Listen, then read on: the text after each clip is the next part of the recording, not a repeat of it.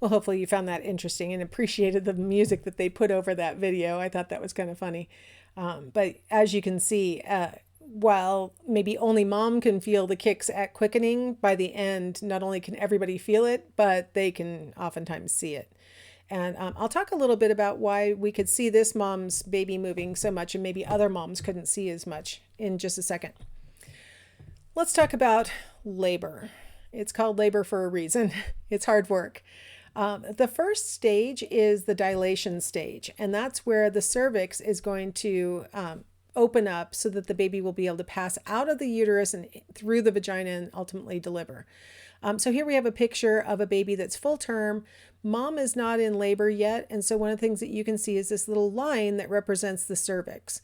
And it's basically still closed. It's as closed as she's probably ever going to experience again now that she's had a baby. Prior to having had a baby, the cervix will be even more closed than you're seeing in this picture. But it will probably never get any more closed than this after giving birth. Here we have the process of dilation.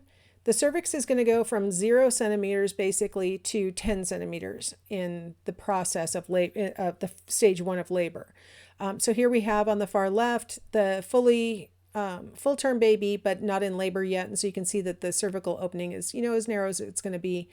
The cervix is also bulging down into the vagina. That's very normal for the cervix to be like that.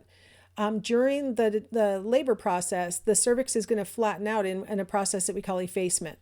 And so you can see here that this cervix has effaced, but it hasn't really started dilating yet. It's maybe 1 centimeter. Here we see that it's fully effaced, and now it has fully dilated to 10 centimeters so that it's large enough now for the baby's head with a little bit of, smushing down a little bit to be able to pass through that opening. Just to give you some perspective on how big 10 centimeters is, let's compare different items. So a Cheerios, the full diameter of a Cheerios is about 1 centimeter. A slice of banana is about 3 centimeters. A Ritz cracker is 4 centimeters. A soda can is 7 centimeters. And then a bagel from one edge to the other, not counting, not just the hole, but across the entire bagel is about 10 centimeters. So that gives you a little bit of ability to visualize, how much the cervix dilates during this process. Now this is a full-term fetus, and mom is fully dilated in this picture, so you really can't even see the cervix anymore in this picture. And I wanted to point out 2 things. One is the position of the placenta. This baby's placenta is implanted on the rear of the uterus, and so when this baby kicked and moved its arms and twisted its head and stuff, this mom might have been able to see it from the outside, like in the video that I showed you. If the placenta is on the front of the uterus, a lot of times you can see a little bit of movement, like twitch and kicks, but because there's that buffer of this very thick placenta and then the abdominal wall, you probably can't see feet and arms and things that you can in a baby whose placenta is on the back.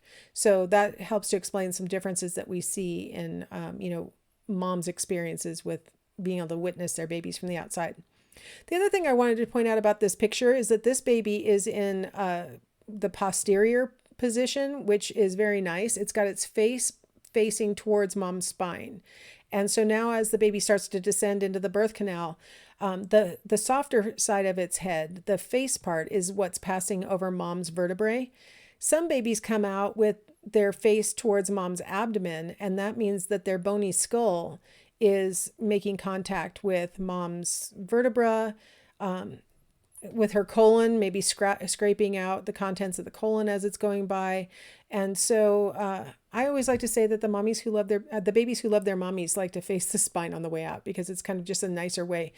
Babies whose heads are, the bony part is towards the spine, can give what mom would experience as back labor, where she's got a lot of pain in her lower back, and it's because the baby's head is down there, the bony part. All right, so with the full dilation, we're going to enter into stage 2, which is strictly going to be the delivery of the baby. In a normal delivery, the baby's going to come out head first, and the baby will come out before the placenta. And so this baby's coming out in what we would call the normal position. A breech position would be if the baby's coming out butt first, or feet first, or sideways, or any other orientation that's not going to work very well.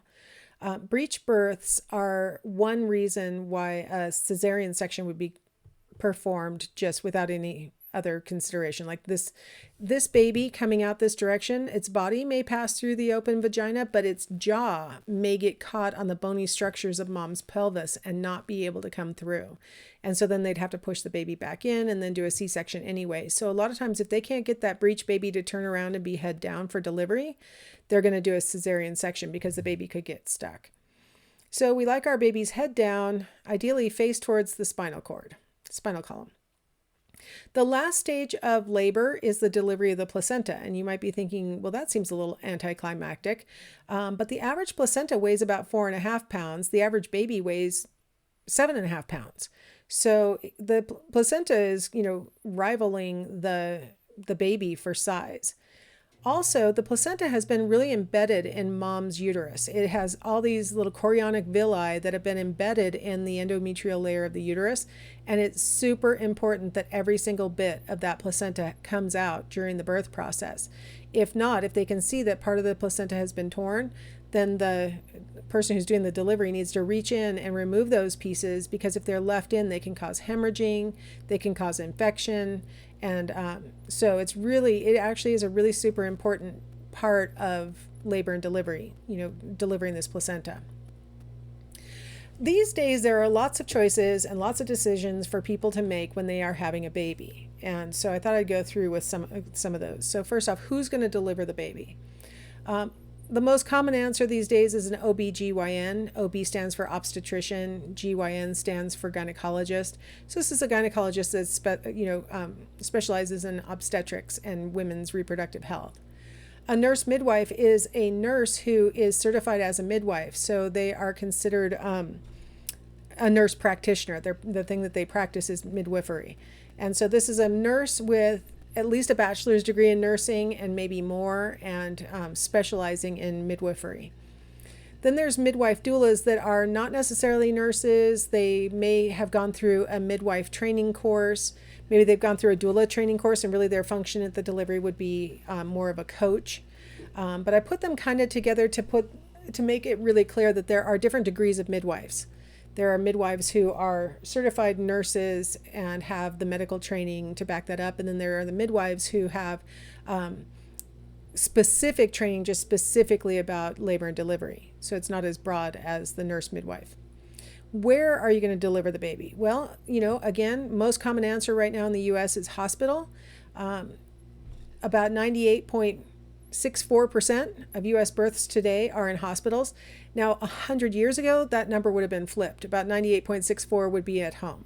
So we clearly have made a transition over the past 100 years. Now, part of the reason why that small percentage, what is that, 1.36% of people who have babies at home, part of the reason why they are resisting hospital deliveries is because of the perception that maybe they've had in previous deliveries or have heard people talk about, that when you deliver a baby in the hospital, it's treated like, an illness or something that the doctor will take care of.